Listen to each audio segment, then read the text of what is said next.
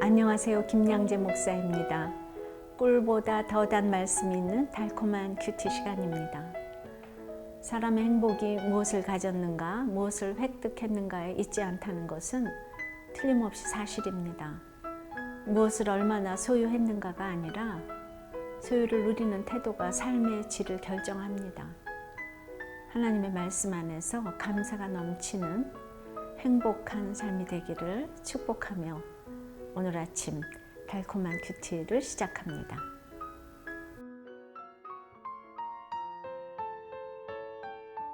실패의 원인 여호수아 7장 1절.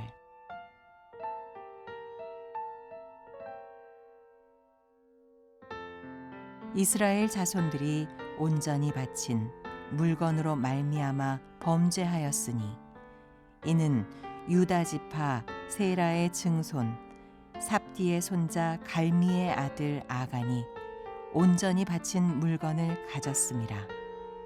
여호와께서 이스라엘 자손들에게 진노하시니라.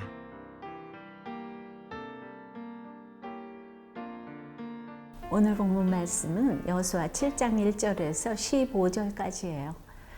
하나님 아버지, 오늘 말씀을 통해서 실패의 원인을 깨닫기를 원합니다. 말씀해 주시옵소서. 듣겠습니다.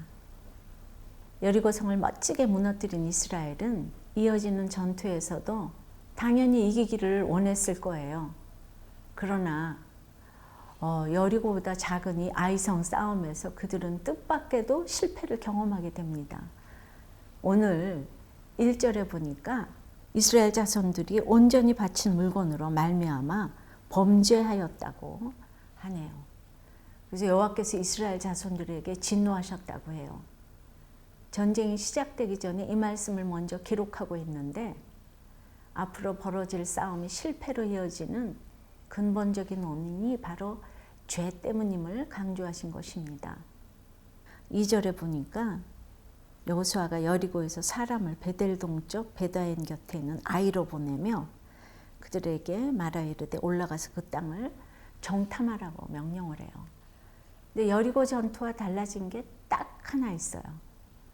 여리고 전투에서는 하나님의 말씀의 인도를 받고 출발했지만 여리고를 이기고 나니까 하나님의 말씀 없이 그래서 여호수아가 그냥 명령을 내렸어요. 이것이 바로 자기 과신의 죄인 거예요. 그러니 정탐을 잘할 수 있었겠습니까? 절대 못합니다. 내가 이 기가 막힌 여리고를 물리쳤다. 그러니 아이는 아무것도 아니야. 이런 생각 때문에 실패를 하는 것입니다. 결국 4절과 5절을 보니까 이스라엘 백성이 3,000명이 올라갔다가 그냥 그 아이로 올라갔다가 36명쯤 죽임을 당하고 나머지는 도망하였다고 합니다. 여리고 전투에서는 한 명의 전사자도 없었다는 거 기억하세요? 그런데 아이성 전투에서는 3,000명이나 보내는 수고 아닌 수고를 했어도 36명이나 죽었어요. 차라리 대단한 것에 무너지면 핑계거리라도 있을 텐데 이게 말도 안 되는 깜도 안 되는 아이성에 무너지니까 수치가 이만저만이 아닙니다. 성도에게 제일 위험할 때가 승리한 직후입니다. 하나님이 해주신 것을 내 힘으로 했다고 생각하는 순간 작은 유혹에도 쉽게 넘어가게 됩니다. 그러나 이렇게 망한 것이 36명 죽이고 200만 명을 살리려는 하나님의 사랑인 것을 우리는 알아야 합니다. 생각해 보실래요? 결혼이나 진로나 자녀 양육에 정탐을 잘못해서 실패를 겪었습니까? 마음이 물처럼 녹는 사건에서 나의 교만을 깨닫고 있습니까? 당연히 이길 줄 알았던 전쟁에서 참패를 경험하고 여호수아는 옷을 찢고 머리에 티끌을 뒤집었으며 나의 실패와 수치를 드러냅니다. 날 저물도록 여호와께 슬프도소이다 어찌하여를 외칩니다.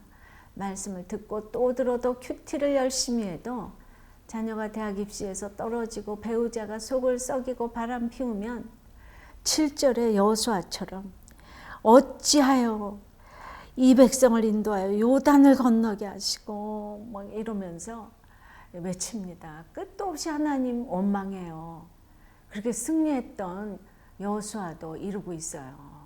그래도 저물도록 앉아 있으면 또 잃었던 것이 돌아오게 돼 있어요.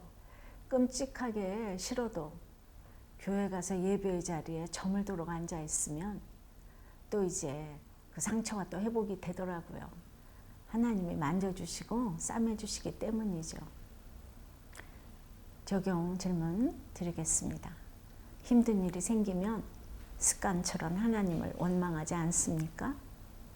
하나님이 안 계신 것 같아. 하나님 날 사랑하지 않으시는 것 같아 하며 하나님을 떠나려 하진 않습니까? 하나님께서는 구체적으로 실패의 원인을 지적하십니다. 10절과 11절을 보니까 이스라엘이 범죄하여 내가 그들에게 명령한 나의 언약을 어겼으며 또한 그들이 온전히 바친 물건을 가져가고 도둑질하며 속이고 그것을 그들의 물건들 가운데 두었느니라 하면서 속였다고 하십니다. 탐심이 있으면 적을 당하지 못해요. 부부간에 사람들과의 관계에서도 지겨운 나의 욕심이 처리가 안 되니 감당이 안 되는 일이 많은 거예요. 13절에 또 보니까 너는 일어나서 백성을 거룩하게 하여 이르기를 너희는 내일을 위하여 스스로 거룩하게 하라. 그러면서 온전히 바친 물건을 너희 가운데에서 제하기 전에는 승리할 수 없을 것이다 라고 하세요. 그렇습니다. 진짜 원수는 아이성이 아니고 내 속의 욕심인 거예요. 나는 하나님께 바쳐진 인생인데 내 것을 포기하지 않고 몰래 쌓아두려고만 하니 실패만 거듭할 뿐입니다. 묵상해 보세요. 하나님께 바친 것 중에 내가 도적질하고 있는 것은 없을까요? 날마다 감정의 대적, 비교와 열등감의 대적에게 패배하는 이유가 내 욕심 때문임을 인정하시나요?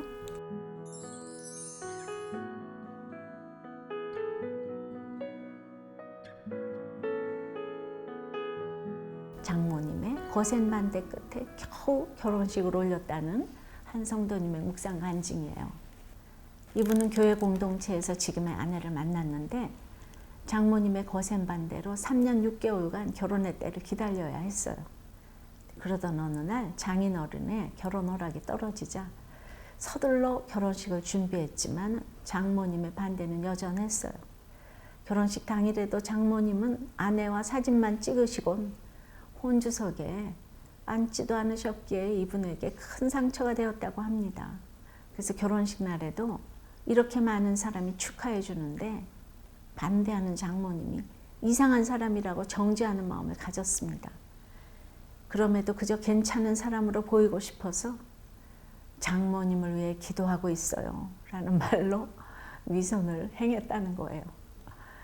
그러나 오늘 11절에서 이 모든 패배의 사건이 백성들의 죄로 인한 것이라는 말씀을 보고는 영원히 해결될 것 같지 않던 장모님과의 관계에서 자신의 그 악한 모습을 보게 되었다고 해요. 이후 이 집사님은 회개하는 마음으로 용기를 내서 장모님께 용서를 구하는 편지와 용돈을 보내드렸는데 장모님도 아내를 통해 이분이 좋아하는 음식을 보내주셨다고 하네요. 실패 가운데 스스로를 거룩하게 하라고 하는 하나님의 말씀에 순종해서 자신의 악을 불사르는 회개와 적용을 하니 결혼 후 1년 동안 단절된 장모님과의 관계가 조금씩 회복된 것이죠. 이렇게 모두가 말도 안 되는 이런 관계에서 이렇게 모두 다 자기 죄 보는 게 큐티예요. 자기 죄를 봐야 되는 거예요. 아무리 장모님 이상해도. 근데 이렇게 말씀을 보면 그 적용하기가 되네요. 그래서 이분의 적용하기는 장모님께 뵙기를 청하고 용서를 구하겠습니다. 저로 인해 어머니와 마음 편히 시간을 보내지 못하는 아내에게도 용서를 구하겠습니다.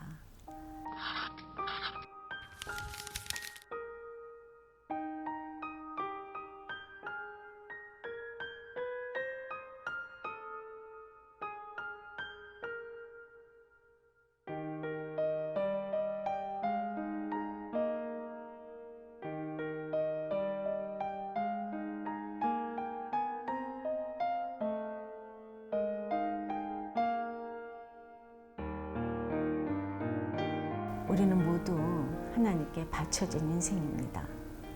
그런데 아직도 내가 내려놓지 못하고 불끈 취하고 있는 것이 있기에 하나님은 아이성 싸움의 실패를 경험하게 하십니다. 진정 승리하는 삶을 원한다면 날마다 큐티하며 하나님 앞에 나를 직면하며 숨기고 있는 내 욕심과 죄부터 찾아내야 할 것입니다. 기도드리겠습니다. 하나님 아버지, 그 난공불락의 여리고성을 이겼는데 그 다음에는 아이성에서 36명이나 이렇게 죽임을 당했습니다. 그 전리품을 취하지 말라고 했는데 그 취한 것을 속지 않으시는 하나님께서 우리의 전쟁을 지게 함으로 내 속에 이렇게 탐심을 말씀하시고 계십니다. 우리가 되었다 함이 없는데 자꾸 되었는 줄 알고 그 다음에 이제 교만은 패망의 선봉인데 교만한 마음이 들어와서 안일하게 하나님께 묻지 않고 내 마음대로 이렇게 내 방법대로 전쟁을 하는 것들을 용서해 주시고 잠시도 방심하지 말고 깨어서 하나님의 전쟁을 치를 수 있도록 이 아이성의 교훈을 받기를 원합니다. 참으로 실패의 원인을 깨닫고 이제 내 삶에 실패한 것이 내 삶의 결론이라는 것을 인정하며 하나님께 회개하고 자복하며 승리하는 전쟁으로 바뀌어질 수 있도록 주여 인도하여 주시옵소서. 예수 그리스도 이름으로 기도드리옵나이다. 아멘.